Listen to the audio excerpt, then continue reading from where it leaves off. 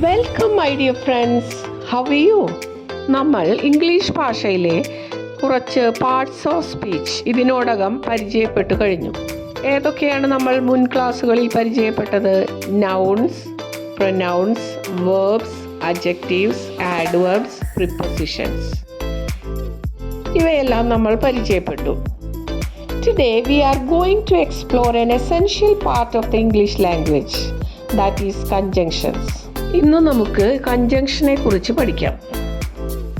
Conjunction is a part of speech that connects words, phrases, clauses or sentences. അതായത് words, phrases, clauses, sentences ഇവയെ join ചെയ്യാൻ ഉപയോഗിക്കുന്ന വേർഡിനെ conjunction എന്ന് പറയും.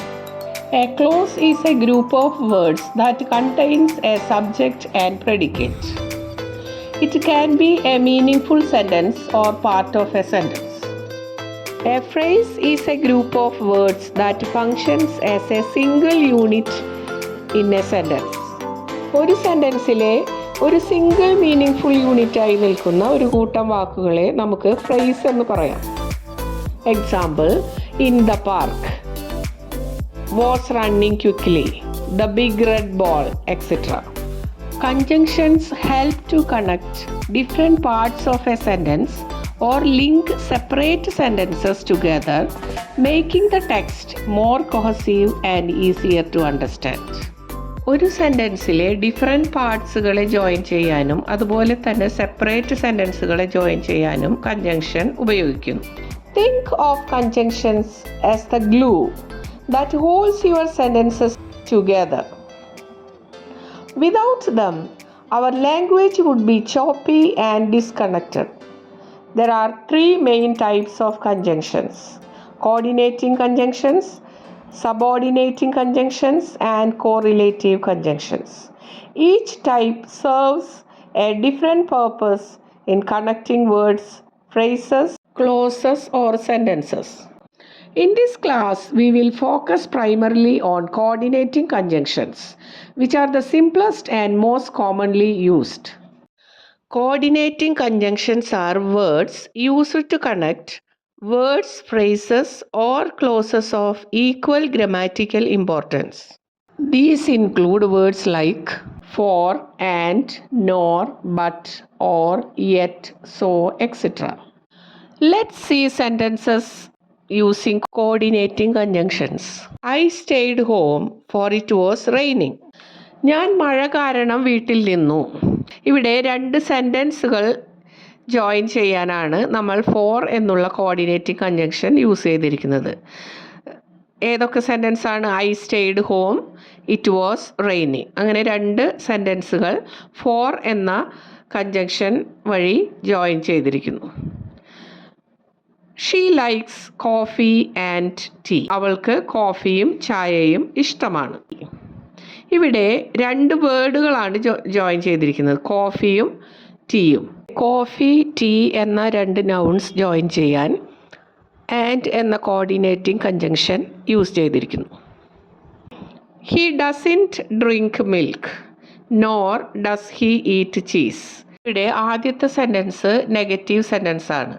He doesn't drink milk, അവൻ പാൽ കുടിക്കാറില്ല.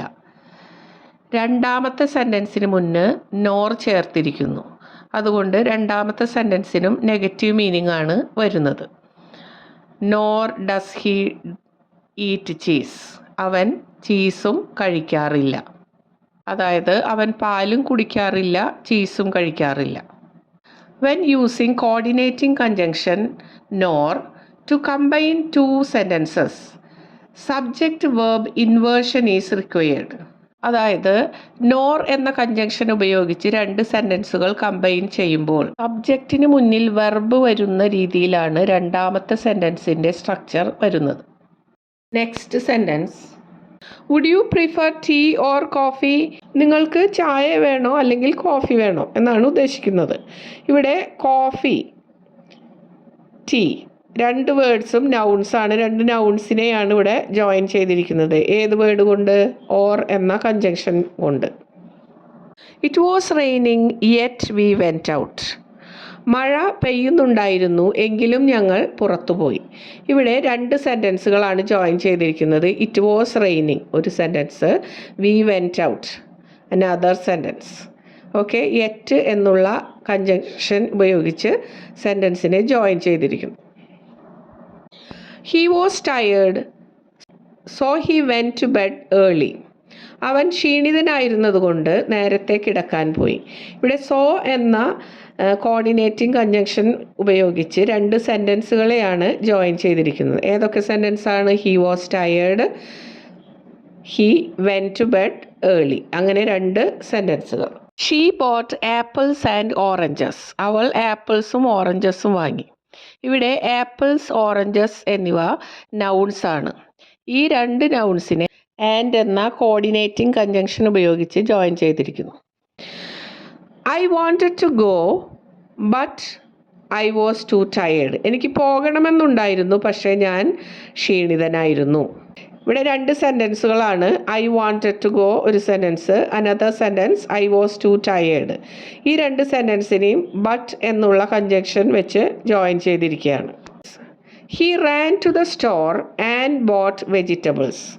അവൻ കടയിലേക്ക് പോവുകയും പച്ചക്കറികൾ വാങ്ങുകയും ചെയ്തു. രണ്ട് ആക്ഷനാണ് ഇവിടെ പറഞ്ഞിട്ടുള്ളത്. എന്താണ്? ഒന്ന് റാൻ ടു ദ സ്റ്റോർ, പിന്നെന്താണ്? Boat vegetables.